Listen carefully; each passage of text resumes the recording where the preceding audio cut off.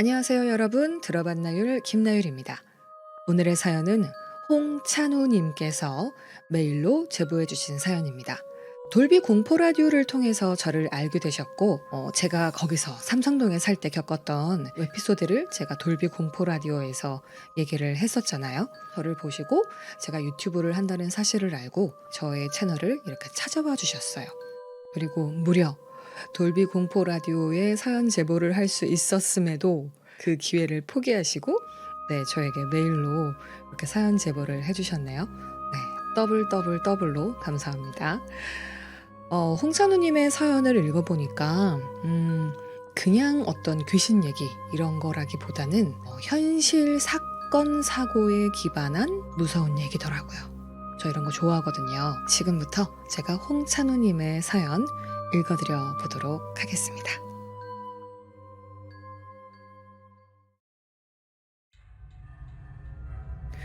우선 저는 현재는 서울 송파구에 거주하고 있습니다. 이름은 홍찬우라고 합니다. 고향이 서울은 아니고 대전입니다. 제가 대전에 있는 국립대학교에 대학원을 다니던 당시에 같은 실험실에서 박사과정을 공부하던 정말 친했던 외국인 유학생 형님이 계셨는데 말씀드릴 이야기는 그 형님의 친구를 통해 듣게 된 이야기입니다. 그 친구는 스페인 사람이고요. 로사라고 할게요.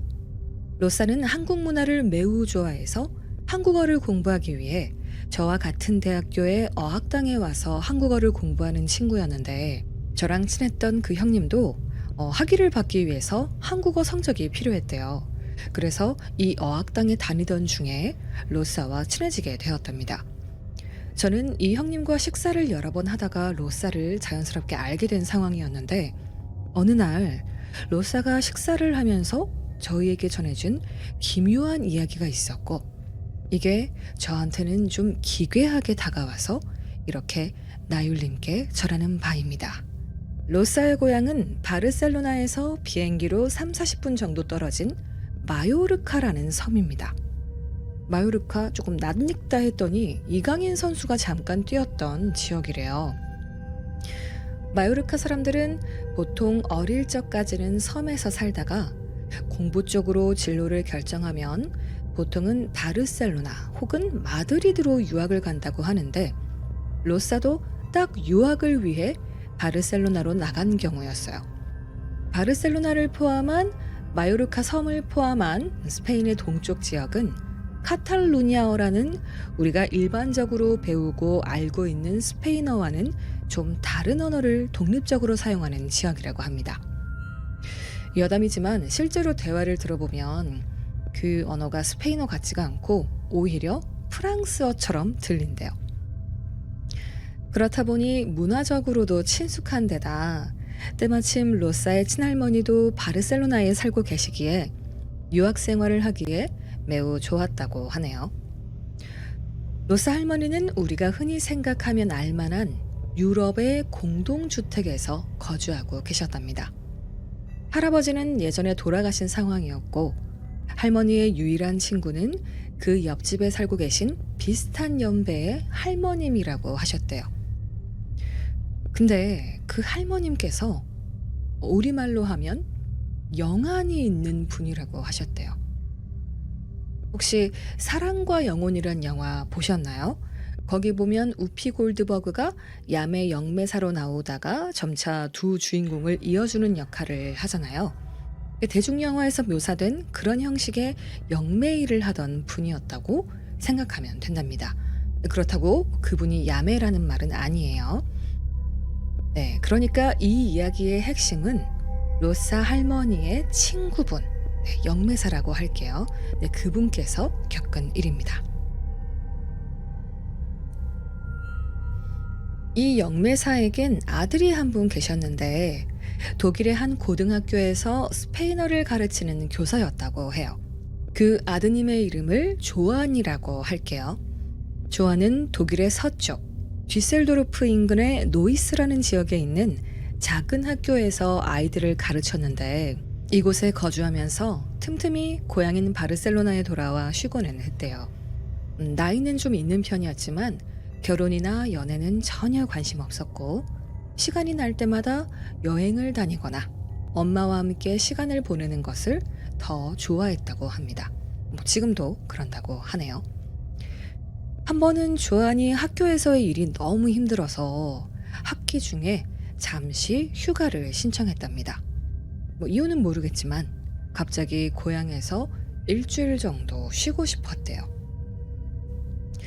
그 학교에서도 그가 과로를 하고 있다는 걸 알고 있었고, 또 다행스럽게도 다른 스페인어 교사가 있었기 때문에 그분께 양해를 구하기로 해서 그의 휴가를 받아줬고, 그렇게 고향인 바르셀로나에서 휴식을 취했다고 합니다. 일주일 정도 쉰 후에 다시 학교로 돌아가야 하는 날이 왔어요. 뒤셀도르프행 비행기가 오전 9시 반이었기 때문에 새벽 일찍 일어나 공항에 갈 채비를 하던 중이었는데, 갑자기 그의 어머니께서 오시더니 조안에게 이렇게 물었답니다. 혹시 오늘 타고 갈 비행기가 A사 비행기니? 마침 조안이 타고 갈 항공사가 A사였기 때문에 그렇다고 대답했죠. 그랬더니 어머니께서 얼굴이 일그러지면서 조안에게 말했답니다. 오늘 그 비행기 말고 다른 비행기를 이용하는 게 어떻겠느냐고요. 사실 우리나라에도 서울, 제주 간 비행기가 매우 많듯이, 비교해도 되죠. 네, 유럽도 스페인, 독일 간의 비행기도 좀 많은 편이었거든요. 그래서 바꾸는 거야 큰 문제가 없지만 왜 그러시는지 궁금해서 당연히 물었겠죠. 그 이유를 어머니로부터 듣고 나서 바로 항공사에 전화해서 탑승을 취소하고 당일 11시 비행기로, 그리고 다른 항공사로 바꾸게 됩니다.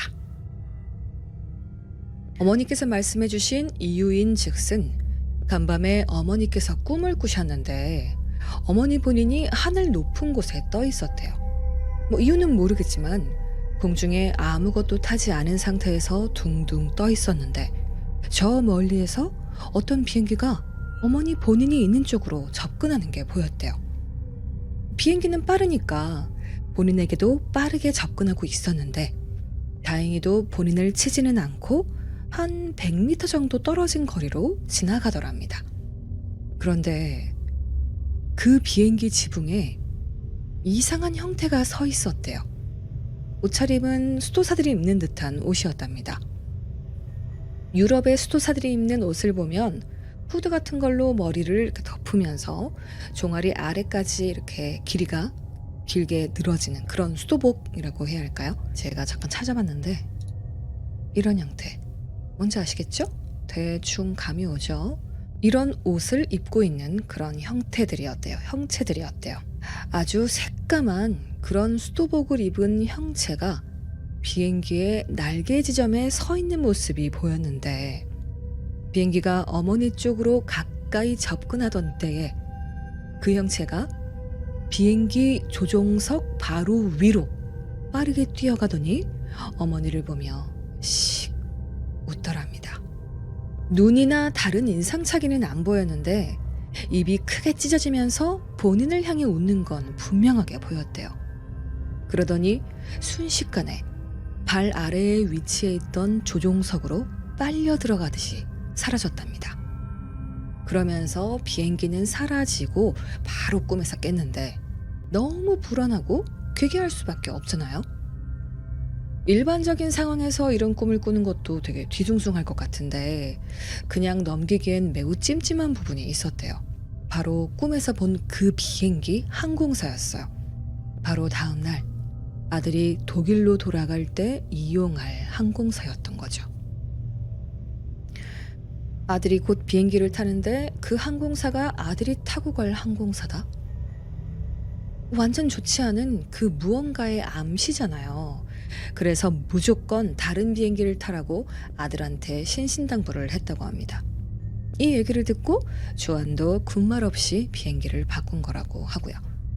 아무래도 영적 감각이 있는 엄마니까 들어서 나쁠 일은 없지 않겠습니까? 그렇게 비행기를 타고 독일 뒤셀도르프 공항에 도착을 했는데 공항이 완전히 난리가 난 거예요. 예상하셨겠지만 원래 예약했던 A 항공사의 비행기, 그 바르셀로나발 뒤셀도르프행 비행기가 알프스산에 추락했다는 뉴스가 보이더랍니다. 항공 편명을 확인해 보니까 본인이 탑승하려고 했던 비행기가 맞았던 거예요. 얼마 지나지 않아서 해당 비행기에 탑승했던 인원 전원이 사망했다는 걸 확인했다고 하는데, 엄마 말을 안 들었으면 본인도 저 비행기에 있었을 거고 정말 소름이었을 것 같네요. 그죠? 근데 여기까지가 제가 로사에게 들으면서 다른 희생자들에겐 안 됐지만 다행이다 이렇게 생각을 했었는데, 사고 원인을 마저 듣고 정말 소름이 돋았습니다. 사고가 일어난 원인의 최종 결론이 여러 가지 얘기들이 있었겠죠. 비행기의 고장이다, 갑작스런 기상 상황의 악화 때문이다, 이런 것들 얘기가 있었는데, 이유가 뭐였는지 아세요?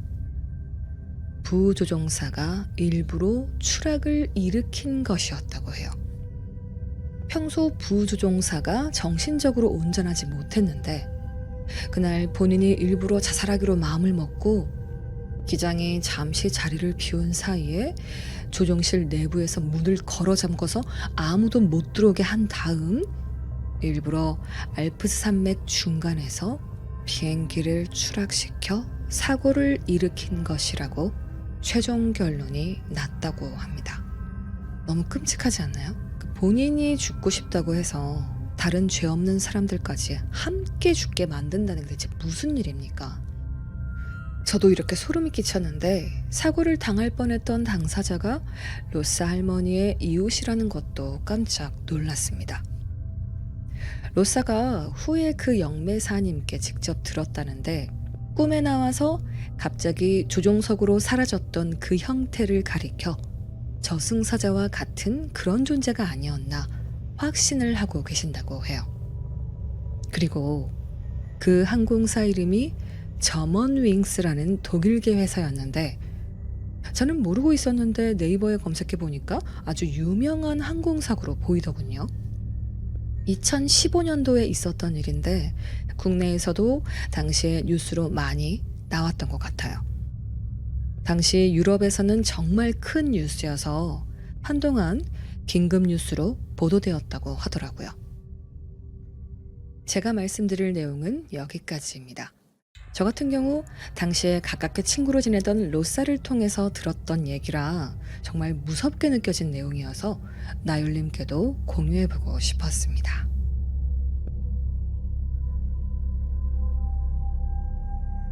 네, 홍찬우님께서 들려주신 사연 굉장히 실화 바탕이니까 무섭잖아요. 근데 요런 비슷한 얘기들이 굉장히 많긴 한데 진짜 그런 게 뭐가 있나 봐요. 그죠? 저머닝스 9525편 추락사고, 모두를 죽인 최악의 자살, 탑승객 150명 전원이 사망했으며 전례를 찾기 어려운 자살 추락사고다. 그쵸, 전례를 찾기 어렵겠죠. 뭐 때문에? 요거니까. 그죠? 너무 끔찍하네요. 사고 3일 전에 촬영된 사고기래요. 저머닝스 9525편. 갑자기 이렇게 하강을 한 거야. 떴다가 완전히 그냥 산에 갖다 박아버린 거네. 진짜 자네를 알아볼 수도 없을 정도네요. 통신이 두절된 곳이 알프스 산맥이었기 때문에 수색에 어려움을 겪었습니다. 그럴만하지. 시간이 지나 수색 헬리콥터가 기체의 자네를 발견했다. 와, 진짜 자네도 알아볼 수가 없을 정도. 자, 그리고 얼마 후 바로 이거네요. 조종실 녹음 장치가 발견됐습니다. 이 작은 장치 하나가 수사대를 그리고 세계를 충격에 빠뜨렸습니다. 우와, 이거 보이세요?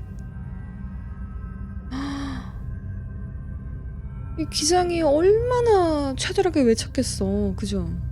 밖에서 막 문 좀 열어봐 막 이렇게 했을 거 아니야. 아 어떡해. 사고를 일으킨 안드레아스 루비츠가 약간 우울증이 있었나 봐요. 이 사람이라고 하네요. 아휴. 이 사고로 인해 변한 규정들은 지금까지도 시행되고 있다. 굉장히 바람직하네요. 네, 어떤 사고가 일어나면 그냥 덮는데 급하지 말고 규정을 철저하게 좀 이렇게 보강을 해가지고 잘 지켜야 되는 것 같아요. 네, 아무튼 진짜 최악의 사고 중에 하나가 아닐까. 아, 이거 진짜 승객들 진짜 얼마나 무서웠을까요? 그죠?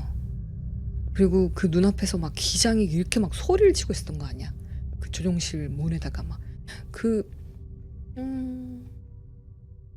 다들 알고 있는 상태에서 근데 어떻게 속수무책이잖아. 안전벨트 하고 그냥 이거 다 떨어져 나갔을 때 산소호흡기 그냥 그거 하고 그럴 방법밖에 없는 거잖아요. 너무 안타깝고 소름 끼치고 진짜 무서운 얘기였네요.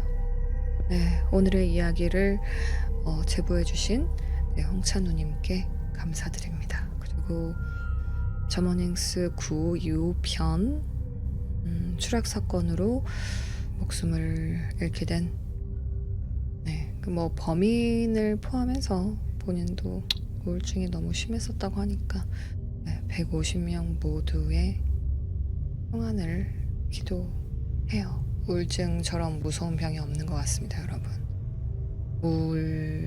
우울증이다. 내가 우울증인 것 같다. 생각이 조금이라도 드시면 도움을 구하세요. 도움을 주는 그런 뭐 조직, 기구 이런 데가 굉장히 많으니까 꼭 도움을 받고 하시길 바랍니다. 뭐 힘을 내라 이런 말은 안 할 거예요. 그런 말이 더 힘들게 한다고 하더라고요. 오늘의 이야기는 여기까지였습니다. 편안한 밤 보내세요. 김나율이었습니다.